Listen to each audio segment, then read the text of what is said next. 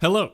Welcome to a little guide for the new co-op mission challenge and this beautiful Anomaly Famas blueprint. Well, okay, it isn't exactly that flashy, or very different from the base gun, but maybe you like that. Or it could be handy for combining blueprints when that Gunsmith Customs feature comes out later in the season. This mission is honestly not hard. I'm covering it because I think it's fun to cover the co-op challenges, and I figure maybe I do have some co-op knowledge to share since I'm sure many people never cared to get much into it. So I'm happy to give what I know so you can get this done in no time. Starting once again with a generic co-op class, this will be the starting point for all the challenges. I went in depth explaining it in the previous co-op mission guide, so I won't do that again. Just a quick overview, the PKM is really solid, and the idea with the 200 round belt is that you never have to reload because the little ammo munitions boxes load directly into your mag. You can find plenty of those. Same with a teammate with the team stopping power rounds ability. Then a Riot Shield secondary is a godsend for easy co-op gameplay. It is a superpower to be blocking tons of damage on your back, and you can swap to it if you ever need to take cover or distract a juggernaut.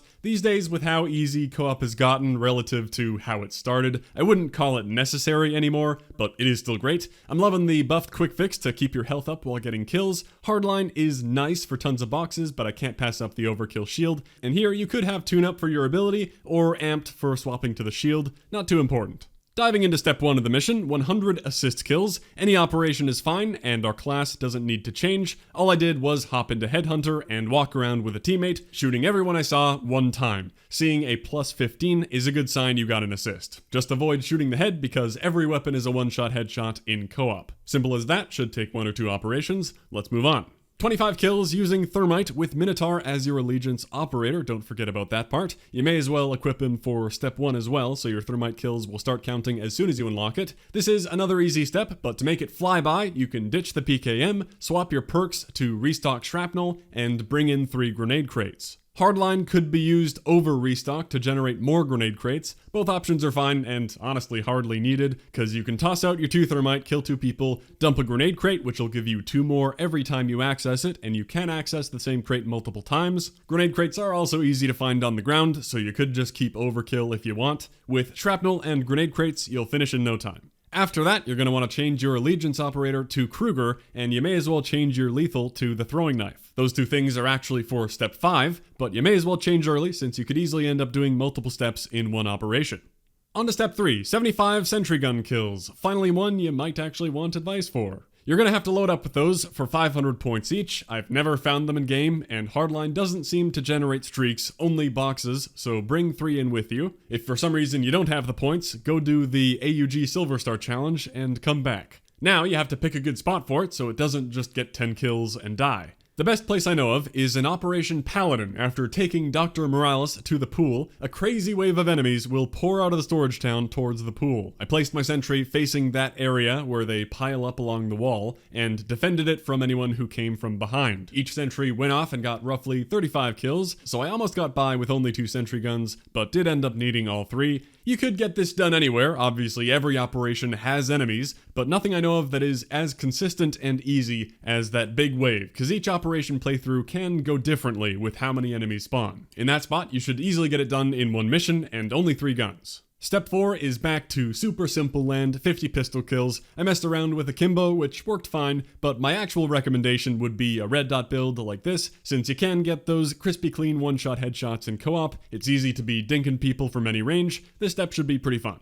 Step 5 is where you need Krueger equipped for 25 throwing knife kills. If you already have those both equipped like I recommended, you can get to work on that right away. Once again, shrapnel and grenade crates will help out with this, but this is even easier than the Thermite since you can keep picking up the same throwing knife and reusing it. Another very quick step. Next is 25 vehicle kills, a fun one, and I did try something like the AC-130 to see if they considered that vehicle kills, but no, it seems like they want you to run people over. That's okay though, not that bad. Many operations have vehicles, like Cavalry, you drive that little buggy into the compound. Strongbox and Just Reward have pickup trucks littered around, but I don't like running people over in that downtown area as much, so I once again returned to Headhunter. There are ATVs everywhere, a few in the spawn, and plenty more in the first area. It was not bad at all to be running people over with the ATVs. Oddly, later in the mission, when you're near the stadium, the ATVs seem to have far less health. Like from a full bar, it only takes a couple bullets and you get blown up. I don't know what's causing that, but hopefully you can get the 25 kills done early in the mission if you play your cards right.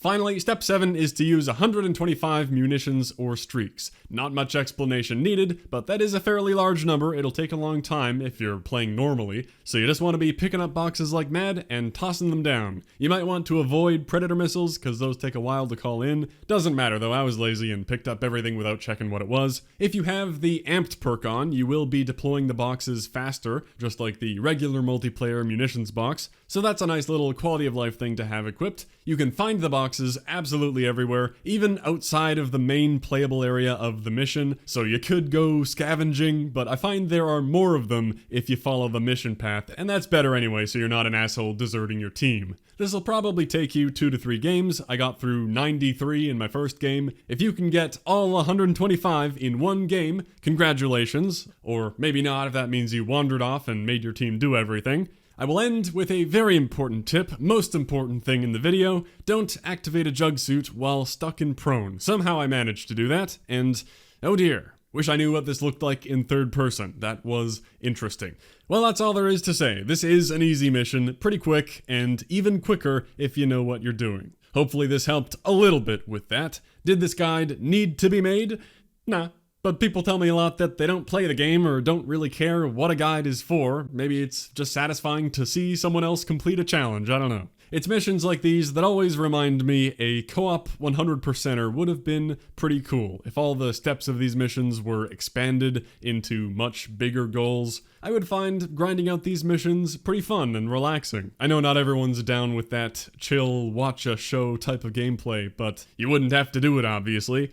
Yeah, could have actually been replayable if it were just built out a little more progression-wise. The hidden intel is cool. I finally started going through and picking up a lot of those while doing these missions. I still haven't bothered with the stealthy version of Crosswind or whatever with the disguises. There is a lot of cool stuff here, with the potential of the continued story from the campaign and all that. Sadly, it's kind of looking pretty dead in the water now. Haven't had any Special Ops content talked about in a good while. Darn. Well, thanks for watching. I'll catch you next time.